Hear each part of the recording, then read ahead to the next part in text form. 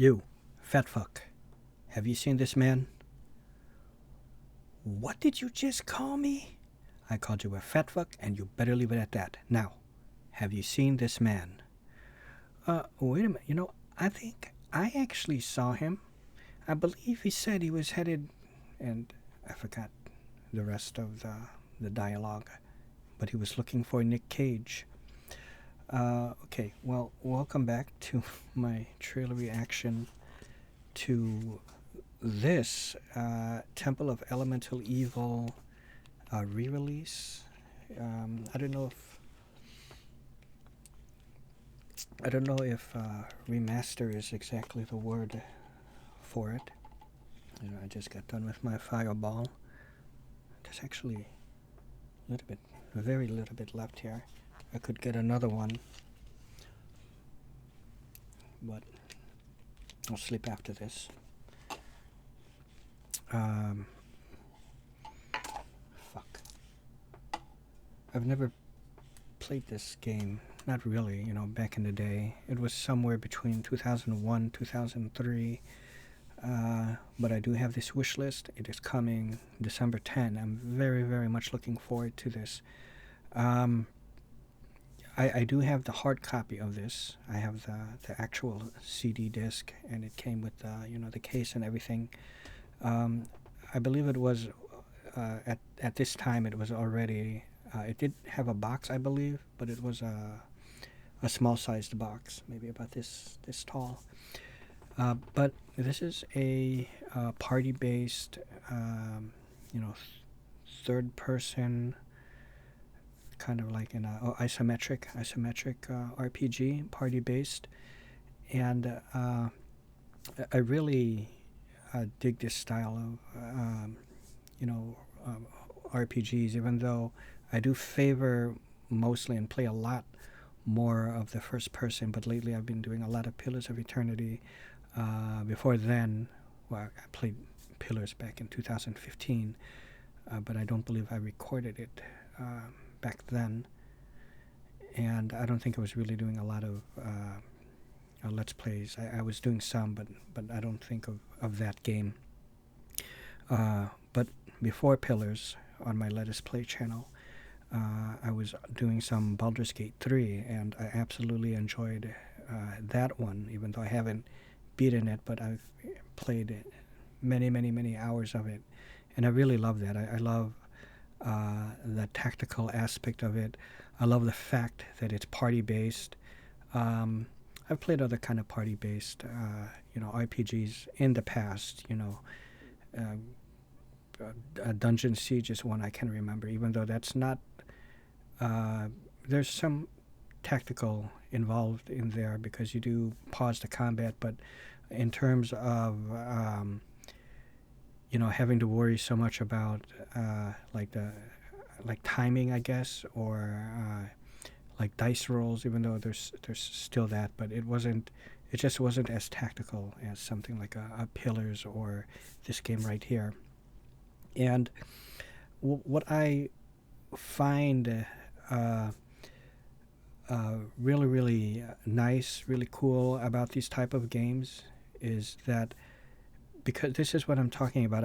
When I did a poll, like maybe a few days ago, asking which type of, maybe a little bit more than a few days, but what kind of RPG do you prefer, linear, non-linear, or somewhere in between, a good balance, or something where it's more non-linear, but there are parts of it where it's linear. I kind of prefer that, where it's more non-linear, and it's you're free to explore the world, but then I like, excuse me, there to have some moments of linearity to it.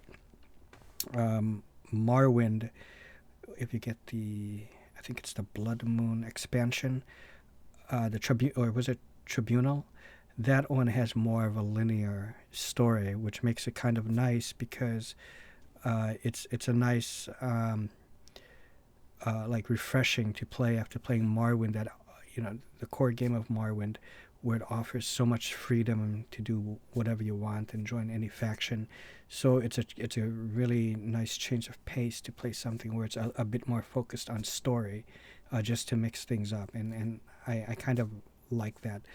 what's nice about games like Pillars, I'm expecting the same for, this one as well, is that I find myself more focused on story, and if you've watched my Pillars Let's Plays, you'll notice that when I open up the journal, there's a crap ton of quests, and I could just click on any one, and the linearity comes, if that's even the word for it, but the linear aspect of that game is that you get to choose which kind of quests you want to take on and do them in any order, and the choices you make can affect the outcome. So you have so much freedom there.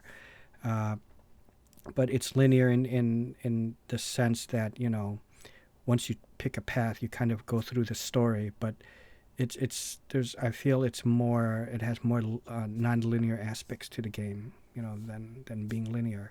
So compared to something like Skyrim or an Elder Scrolls game, which I still absolutely love, you'll notice with my Let's Plays on there, it never seems to end. I start a new game, and in fact, it's not really starting a new game, but not that I'm scrapping the other ones. It's just I have like 4 or 5, Skyrim adventures going on, with a different type of character. But it's so I have so much freedom that I get distracted and I go off and do different things. Same thing can happen with Daggerfall, Morrowind, any kind of Elder Scrolls really, and that's fun for me. But I feel that it's probably more fun to play it than it is to watch it, and hence why it makes it might not be the best type of game to Let's Play, unless you have a clear focus in mind that you personally want to play out specifically for the Let's Play. So, for example, my Whisperain character, I went through the Bard College, because of the Bard College expansion by, I think the company was Kingsgath, something like that. I went through it. I didn't go through the main quest, and I just went through the Bard's College expansion, and when it was over, I retired that character. Maybe one day I'll come back to her, but that's what I mean. And that was the end of her adventures, and that was the end of her Let's Play. So long as you want to focus on a storyline or two that you want to follow, then it's pretty possible to do it, where it's not all over the place. With something like Path of Exiles, or this type of I don't know what kind of is it called, a CRPG, or like a tactical isometric type RPG. It's more easier to play something like that and stay focused and still be hooked onto story and not really go astray from that, because every quest that you pick from that journal, it's going to lead you. It doesn't really hold your hand. There are no quest markers, which is how I love it, but it's going to lead you. You just read the journal, and it tells you where to go. It's going to lead you through the quest, whether it's a side quest or a main storyline. And I've completed a few of them so far, like the grain and returning the weapon shipment, and those are like little mini side missions, quest lines that I went through and completed. So that's what I love about that. You can stay more focused, whereas with an Elder Scrolls game, I can just get caught up in just exploring a cave and with no real purpose, and that can take forever before you even get back on track on a certain quest that I'm on.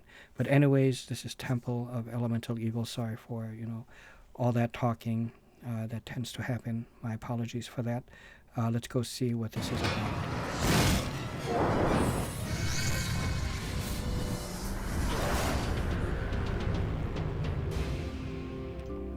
You've been summoned to the council chambers to perform an important mission for Greyhawk.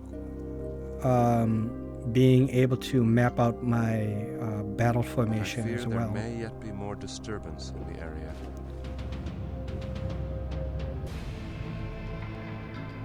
Oh, I love this. Just by looking at this, I can tell you I love it. Only the above-ground portions of the Temple of Elemental Evil were defeated 10 years ago. It's a lot more tactical than something like a dungeon siege. And so, the temple survive. At least the first game. I haven't played the other two. No one lives here. No one has ever left here. Wow. Yeah, this looks so great. So December 10, I think I saw for the date. I don't know how much it's going to cost. I hope it's not going to be too expensive. Hopefully it's not more than $10 or $15, but it could very well be about 20 or maybe even 25, but I'm really hoping no more than like 10 or 15. This looks very, very great. So I might start this one and come back to it every so often, because right now I'm focused on Pillars of Eternity. And then there's the Wayward Realms that's coming. That's another one that's going to be a little bit more difficult, and I might have to try to plan things out, as I'm playing, and have a clear focus of what I want to do. But there's a lot of freedom in that game as well, very much like an Elder Scrolls, being Ted Peterson and Julian LaFay, right? But anyways, that's it. Hope you all enjoyed, and goodbye.